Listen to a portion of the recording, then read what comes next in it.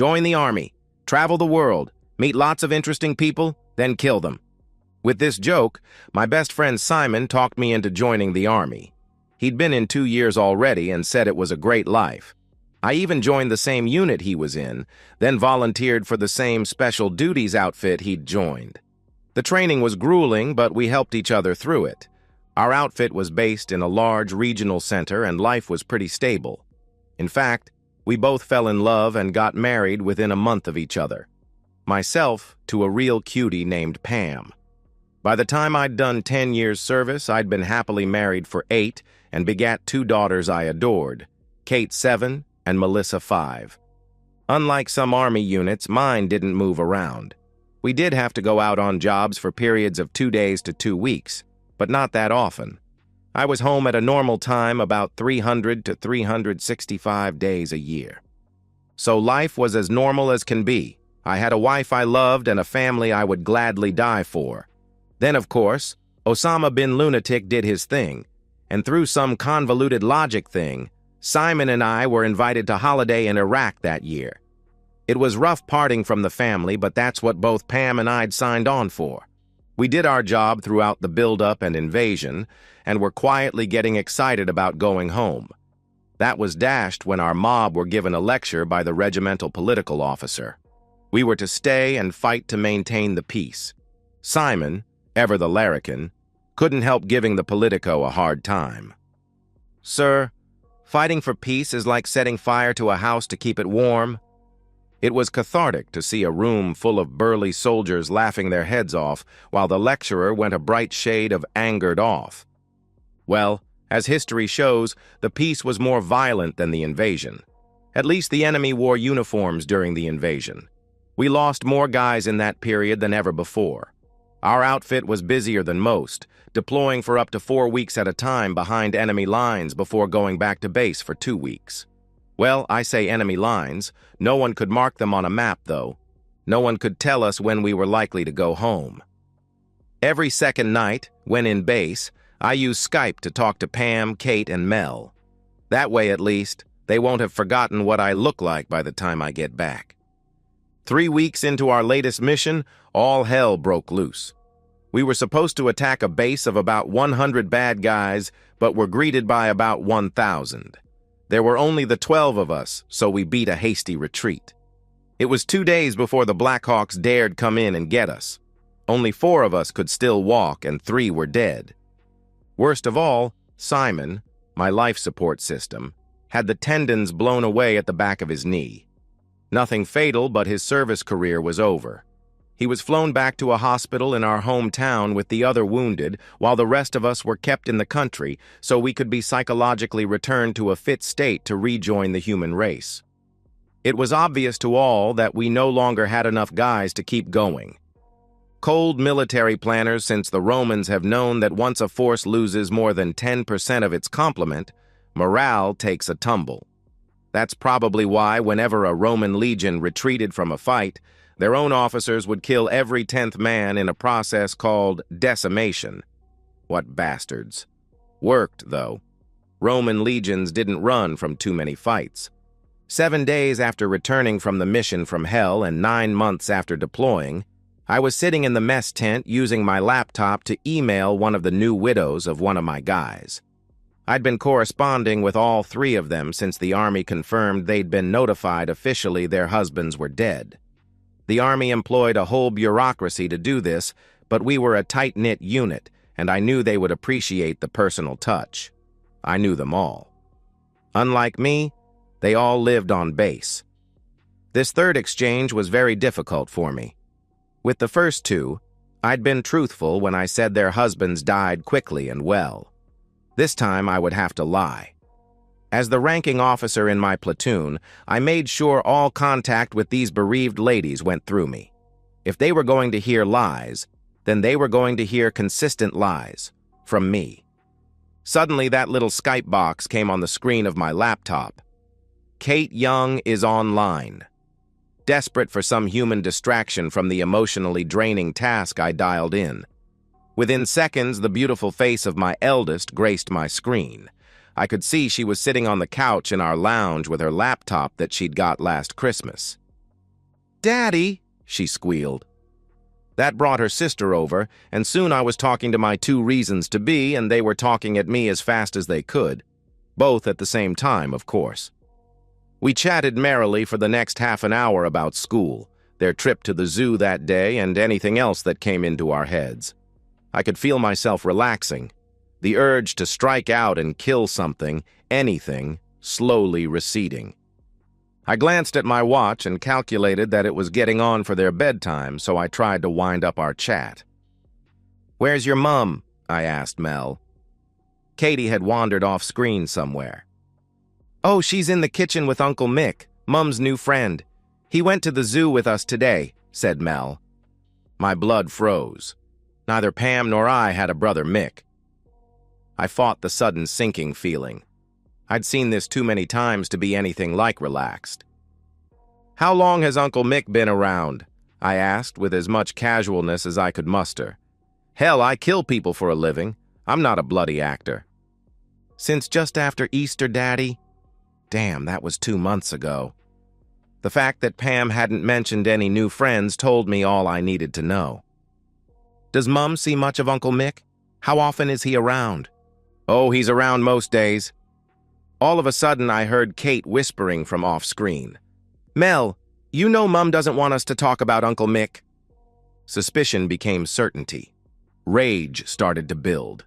Control pushed rage back with great difficulty. "Kate, come on screen, please," I barked. Kate appeared looking uncomfortable. "Kate, does Uncle Mick stay for sleepovers?" "Yes, Daddy." No, no, no, no. With even greater difficulty, I controlled the wild hatred that was in danger of consuming my being. "So do you like Uncle Mick?" Again, both girls started talking at once. It was impossible to listen to both at the same time. I did catch the words, slimy, he smacked me, and doesn't like us. "Right, shush, girls. Now, Kate, you first." "No, Daddy. We don't like him and he doesn't like us. He's mean to us when Mum's not around. I think he hurts Mum, too. Sometimes I hear screams from her bedroom when he's having a sleepover." Damn, that hurt. One thing the Army had taught me was how to plan quickly in a crisis. It was a skill I'd honed in many deadly situations. "Does that jacket I see hanging near the front door belong to Mick?" "Yes, Daddy." "Go and get it, please, Kate, and see if there is a wallet in one of the pockets." She did. There was. And within 5 minutes, I had Uncle Mick's full name, address, and license number. There was also a security card from his employer. After Kate helped with that, she went into the garage and got his car details, make, model, and license plate number. "Right, girls. I'm going to make a phone call for a few minutes. Leave your screen on and check when I come back, okay?" My call took over 10 minutes. Thank God Simon's wife Julia was home and not visiting the hospital. I then returned to my screen and called the girls over. "Righty-o, my beautiful princesses. How would you like to go to Auntie Julia's house for a few days?" This was an ever-popular question. Julia and Simon had 3 kids the same age group as my pair and were good friends with them. "Daddy, we haven't seen them for ages," screamed Mel. "So Pam was hiding from our friends, was she?" "Well, go to your rooms and pack a few clothes and toys. Enough for a few days, and Auntie Julia will pick you up shortly. Now, Kate, I want you to do something for me. Pick up your laptop and carry its screen first into the kitchen and set it down with the screen facing Mum, please. I want to talk to her, then go and pack." "Okay, Daddy." I was treated to a guided tour of the house while the laptop was carried into the kitchen. As the kitchen door opened, I could see Pam and a man sitting at the table with a bottle of wine between them. They took no notice of Kate as she put the computer on the end of the table. In fact, they were in their own little world until Kate said, "Mum, Dad wants to talk to you." They both spun around like they'd been smacked and stared at the screen. Pam's face had a look of fear, and the man looked like he wanted to slide under the table out of sight. "Hi, Pam. How are you? This must be your friend Mick." Their lips moved, but no sounds came out, so I continued. "Come on, Pam. You must have known you'd be caught one day. You must have prepared a little speech for me." It was obvious she hadn't. She tried a bluff, not realizing she was the world's worst liar. I mean, it couldn't have been more obvious if she wore a flashing light on her head that went off every time she tried. "He's just a friend, Davy." "Nonsense, Pam. The girls have already told me that scumbag here has been sleeping over the last few weeks." At last, Pam decided to come clean. Her heroic boyfriend tried to get up and leave, but she grabbed his arm and pulled him back to the table. I waited while various possible responses flashed across her face like I was watching a movie. "I'm sorry, Dave, but I got so lonely while you were away. I got to know Mick and we fell in love." She fell silent.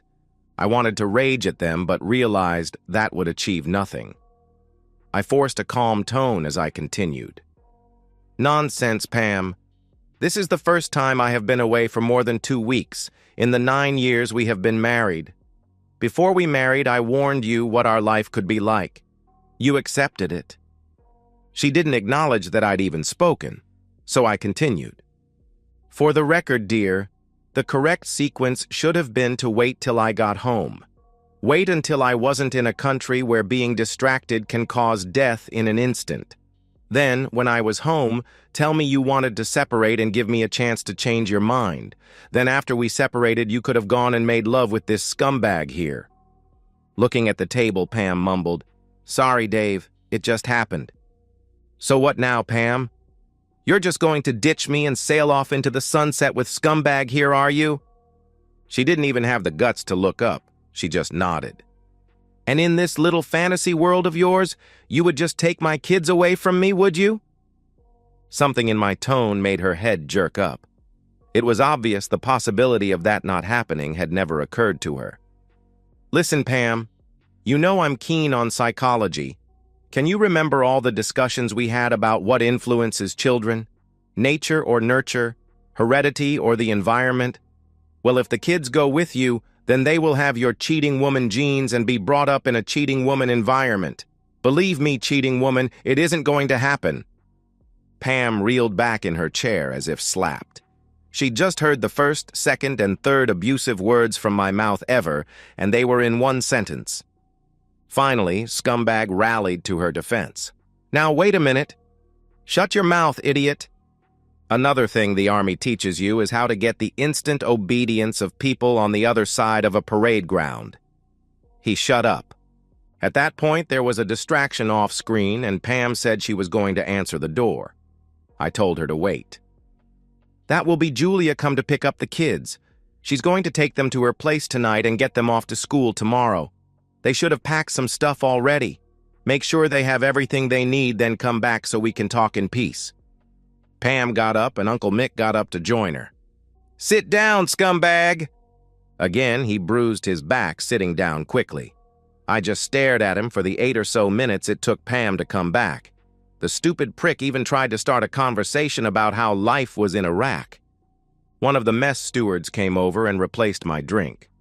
I asked him to make sure I got some privacy. I didn't want any witnesses to the next bit. Finally, Pam rejoined. She started to speak. "Look, Dave, this isn't how I wanted this to go." I shut her down. "I just have 2 questions for you, Mickey boy. The first is, did you know she was married?" "I'm sorry, man.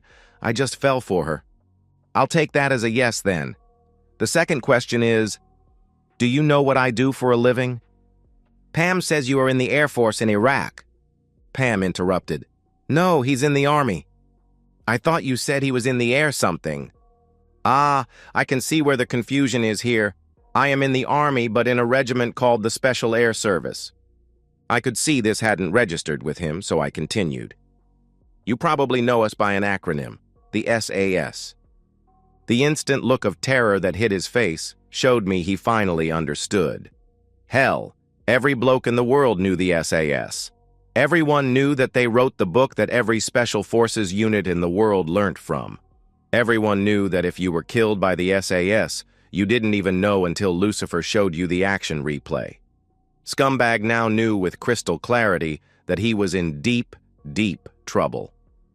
The microphone picked up no noise, but his lips clearly formed the words, "Oh hell." So Mr. Michael Brown of 12 Pender Court, Borderdale. The answer to the question of what I do for a living is that I kill people. I leaned in until my face was filling the screen. His face was in a pathetic pale rictus. So scumbag, for the crime of sleeping with my wife, for destroying my marriage, for putting my daughter's possible happy future at risk, I sentence you to death. What? You heard me. I am going to kill you. He just sat there with his mouth opening and closing like a goldfish that had jumped out of the bowl. Pam cut in with, "Come now, Dave, cut the macho stuff. I know you're in the army and all, but how many people have you actually killed?" Her light tone surprised me. I turned away from staring at Mick's image on the screen to hers. I was further surprised by the slightly challenging expression on her face. I suddenly realized she had no idea what I spent my days doing. As with most Special Forces members, I hadn't advertised what I did. No one outside our close circle of friends knew I was even in the SAS. I certainly didn't tell her what I did in Iraq, mainly because I didn't want her to worry. Keeping my voice level, I replied, "Well, dear, I've been in base for the last week, so I haven't killed anyone. But the week before that, I killed 10 or 12. It was a bit of a slow week. Sorry, I didn't really count. It didn't seem important at the time. Most of them I shot, but one of them jumped me as I was changing clips and I stabbed him. I stuck my knife in his belly, angled up through his diaphragm until I got his heart. Surely, Pam, your mum must have told you that the way to a man's heart is through his stomach." Through the magic of Skype, we were intently staring at each other from across the world. What she saw was a stranger who she now knew with a deadly certainty was very dangerous and very, very angry. What I saw was someone that was suddenly very, very afraid. What you should know, dear, is that I didn't hate any of those guys. They were just doing their job. I felt absolutely nothing for the guy I knifed even as I watched his lights going out. Now imagine what I would do to people I hate. I heard a gurgling noise from Mick, so I turned my attention back to him. "Are you still here, scumbag? The further you get away from my house, the longer you live. My knife has an appointment with your throat, and that is a promise you can take to the bank." With an audible moan, he bolted from his chair and off the screen. I heard the door slam. Now it was her doing the goldfish impersonation. I let her collect her thoughts, which, judging from her facial expressions, weren't good. Finally, she whispered, "Are you going to kill me too?" This brought me to a standstill. I hadn't decided on her sentence. "Pam, I'm sorry. I haven't decided yet. One thing I do know is that after you brought a third party into my house and made love with him where the girls could hear, you are not a fitting mother for my children. Oh yes, Kate told me all about how you scream while he is with you at night. She thinks he is hurting you." I didn't think Pam's expression could get more horrified, but she surprised me. "One thing for certain is that my girls will grow up knowing exactly what I think of cheaters." Another pause allowed my thoughts to go from my emotional front brain to my rational center. They were both in agreement. "You know that there is much research to suggest that having one parent die can be less damaging to kids than a messy divorce?" Not surprisingly, Pam didn't respond to this. She was smart enough to know that simple statement contained two options for her, and neither one was good. "No, Pam. I think I would find it difficult to kill you. I loved you once, and until now I've had no reason to think you weren't a good mother." Before she got too excited about this, I continued. "So here's the deal, Pam. If, when I find Mickey Boy, you are with him, then I will kill you as well. If you go to the police, I will kill you. If you don't have divorce paperwork ready for me to sign when I get home shortly, I will kill you. Do your homework, Pam. Look up how many times murderers are convicted when no body is found. I can assure you that yours won't be." I let this sink in. She looked close to collapse. "Will you really kill Mick?" "Pam, this country has changed me. I have seen so many friends die and have killed so many men that I only have a shred of humanity left. Killing Mick will cause me no qualms at all. Oh, Pam, If only you had done this the decent way, I would have understood." For the first time, Pam had tears gushing from her eyes. I wanted this over with. "You'd better write this down, Pam. The divorce settlement will give me the house and full custody of the kids. Your visitation will be totally at my discretion and will be what I think is in the best interests of the kids. By the time I get back, you will need to have organized yourself somewhere to live. I will pay for your living expenses for a reasonable time until you are on your feet. I'll send you details of an army lawyer. The civilian judges seem to listen to them pretty well. When I get back, I'll take an instructor's job at the base so I can be home every night with the girls. We'll get by fine without you. One thing is for sure. I'm not coming back here. Before I got here, I worried that I wouldn't be able to handle being shot at. That wasn't a problem. What does worry me is how much of a soul I will have left if I have to kill many more mothers' sons. It eats you. Good night, Pam. Don't bother to mention any of this by email or phone until I get back. I'll not be set up to take a fall when I get home. Just do everything I said, and you should have a long and happy life. Not one that is anywhere near what could have been, but you made your choice. Now it's time to pay the piper." With that, I closed the connection.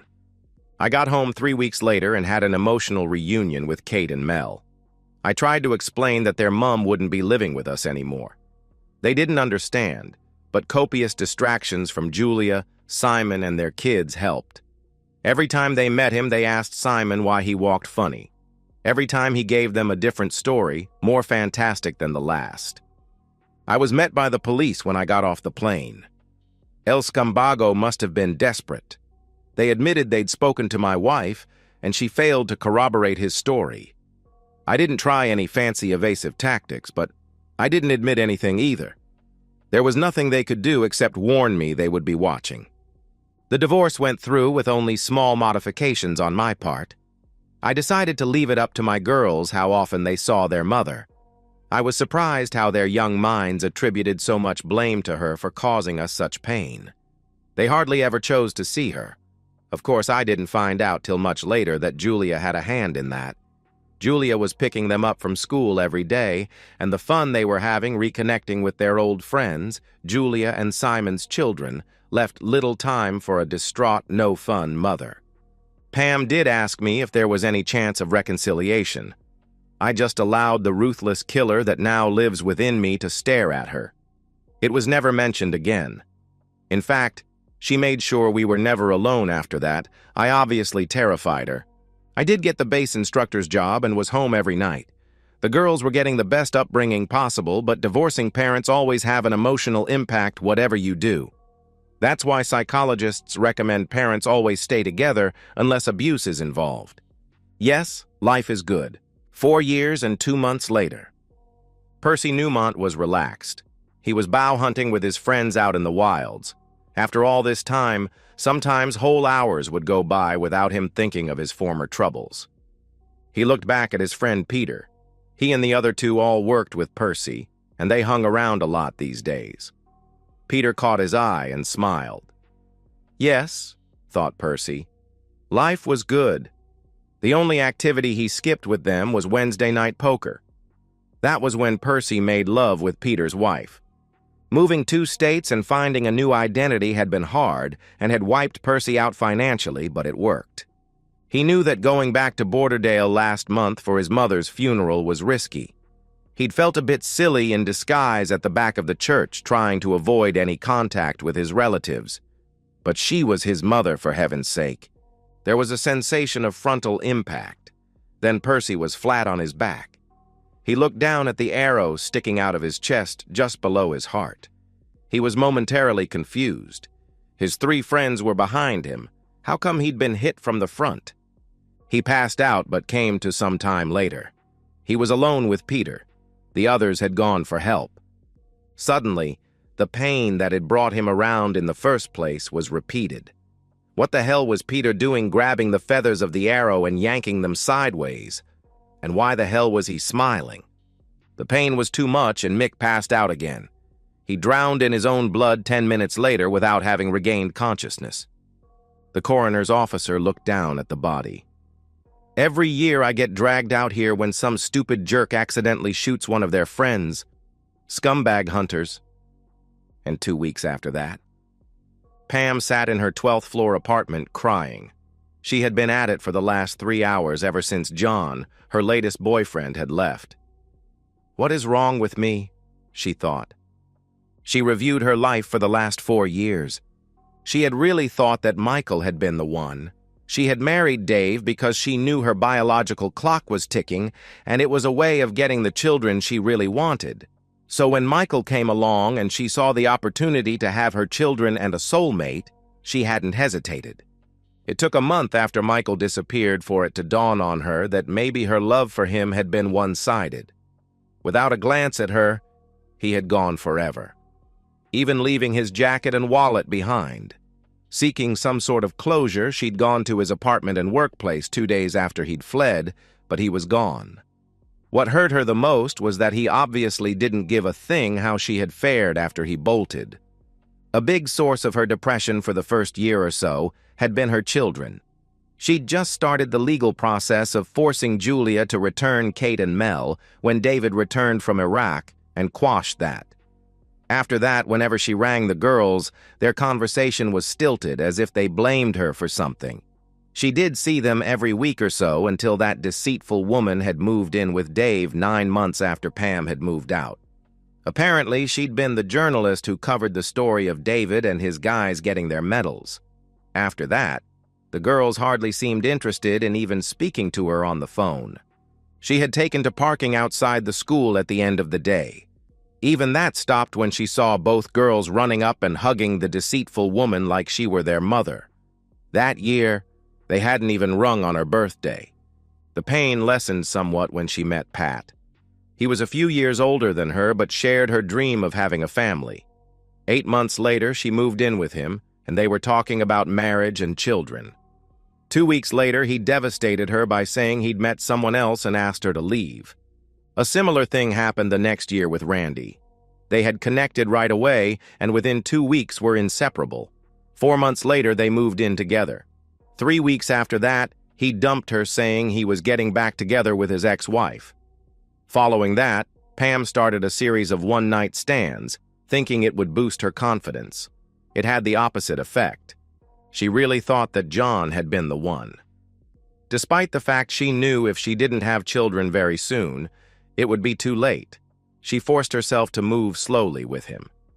It took over 12 months before she bowed to his gentle pressure and allowed him to move into her apartment. With a small amount of regret, she realized it was the best intimacy she'd had since Dave.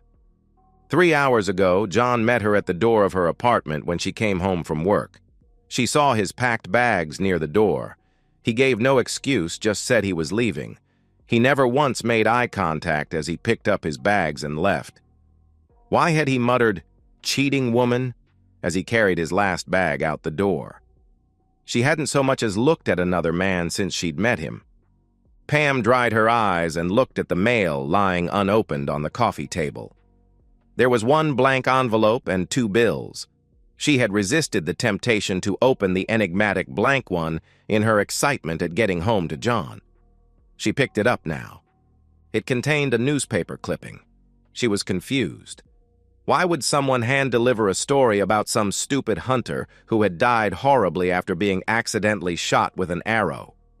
Her face fell as she reached the bottom of the article where it explained that the victim had been formerly known as Michael Brown, who had lived right here in Borderdale.